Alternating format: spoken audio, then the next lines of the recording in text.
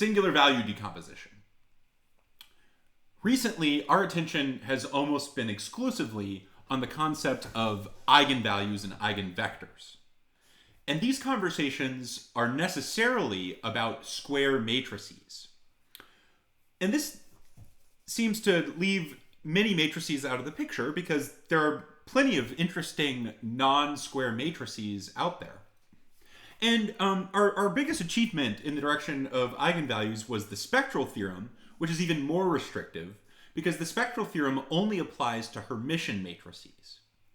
Well, it turns out that there is an analogous theory that applies to any matrix, whether or not it's square or has any adjective assigned to it, and this is the notion of singular value decomposition. So I'd like to start with a motivational example that has no math whatsoever, but hopefully is somewhat accessible to everyone. So I want to start with the motivation of image compression. So here what you're looking at is a picture of my wife's cat, and she took this photo on her smartphone, and she sent it to me, and I downloaded it to my computer, and the uncompressed color image, so the raw file she sent me, takes up 847.13 kilobytes on my hard drive. So here's the goal of any person interested in image compression. Can we take the information in this photo and store it without losing any of the information in such a way that we take up less space on our hard drive? That's the goal. So to make the demo a little bit simpler, I'm going to switch to grayscale. And when I took the image and switched to grayscale, that actually dropped the amount of information. So the file size is smaller on my hard drive. Now we're down to 723.06 kilobytes. And so now what I'm going to do is I'm going to apply a technique that I'm going to temporarily call in-compression. So here we have the uncompressed gray image, which takes up 723 kilobytes of space. And I'm going to apply my first compression algorithm, and this is n equals 500 compression. So I'm not going to say what n equals 500 means quite yet, but I just want us to notice that from one photo to the other, when we pass from the uncompressed image to the n equals 500 compression, we can ask ourselves whether or not we're losing any quality. And when I'm looking at these images, I've looked at these several semesters in a row now, and I cannot tell a difference between these two images. Yet I know they are two different images because the uncompressed image takes up 723 kilobytes of space, but the n equals 500 compressed image only takes up 699 kilobytes of space. So by applying this compression technique, I've somehow managed to save roughly 23 or 24 kilobytes of space on my hard drive.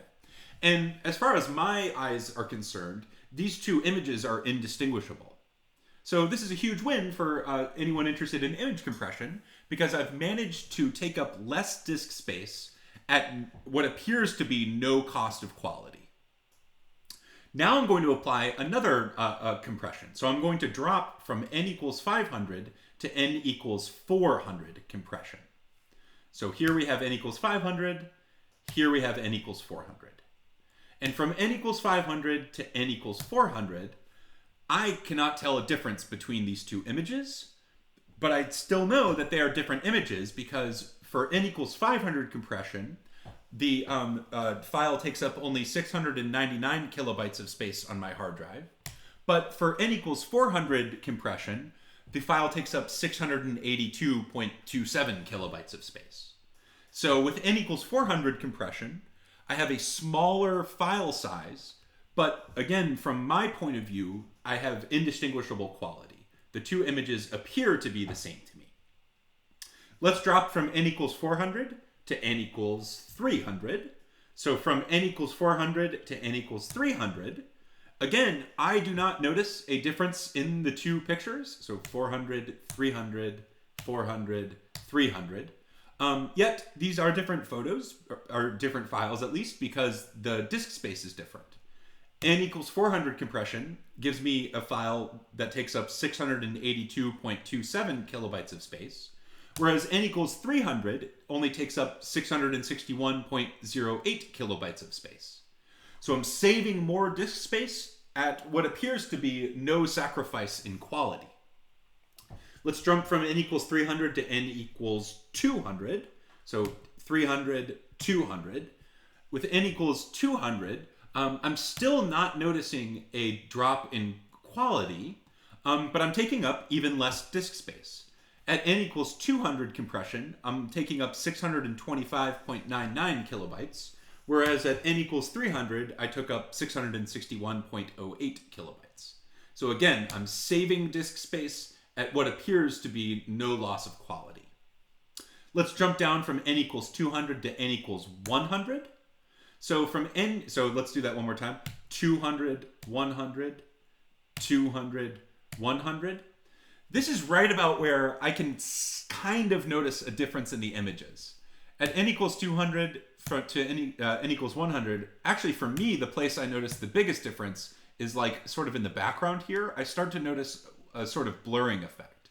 So at n equals 200, things appear somewhat smooth here in the background, but at n equals 100, I start to see some blurring in the background. You'll also notice, however, that from n equals 200 to n equals 100, I'm dropping down in disk space quite a bit. I'm dropping from 625 kilobytes down to 532 kilobytes. So I'm saving a lot more space from n equals 200 to n equals 100, but it does appear that I'm actually changing the image. It looks like I'm losing a little bit of quality. Nonetheless, there's no doubt about it. This is a picture of a cat. So if the only thing I'm interested in is telling what the image is, and actually being able to look at some features of the cat, I can still do so with this image. So maybe I'd be happy with this. Let's drop now from n equals 100 to n equals 50. So 100 down to 50. So let's do that again. 100, 50, 100, 50. Here it's quite clear that the image quality is changing. At n equals 100, we started to notice a little bit of blur in the background, but when we drop down to n equals 50, there is definite blurring going on here. Yet, we still continue to drop in disk space, which is a good thing if we're going to sacrifice quality. A sacrifice of quality should come with some upshot, and for us, that comes in over 100 kilobytes of disk space saved. So at n equals 100, the disk space was 532. At n equals 500, the disk space was 417. Let's go down even more. From n equals 50, we can drop down to n equals 25. And here there's no doubt about it. There's certainly blurring happening in this figure. So from n equals 50 down to n equals 25, now the entire image is starting to blur very significantly. And we're still going down in disk space. So we're at 356 kilobytes. From 25 down to 10, there's almost complete image blur. It's not even totally obvious that this is a picture of a cat at this point, although maybe it is. So if we had started with this image, maybe we could have told that this is a cat, but I somewhat doubt it. We're getting pretty close to losing all interesting information about this figure. And we're still saving disk space, but we're at 308 kilobytes. And for fun, I like to drop down to n equals 5 compression, where there's no distinguishable image whatsoever. And yet we're still taking up significant disk space, or some significant disk space, albeit we're down to 277 kilobytes. So if the goal is to not lose quality, but save disk space, I certainly probably wouldn't want to work with n equals 5, 10, or 25. But maybe somewhere around n equals 50 or 100 or 200, I would be happy with the compression.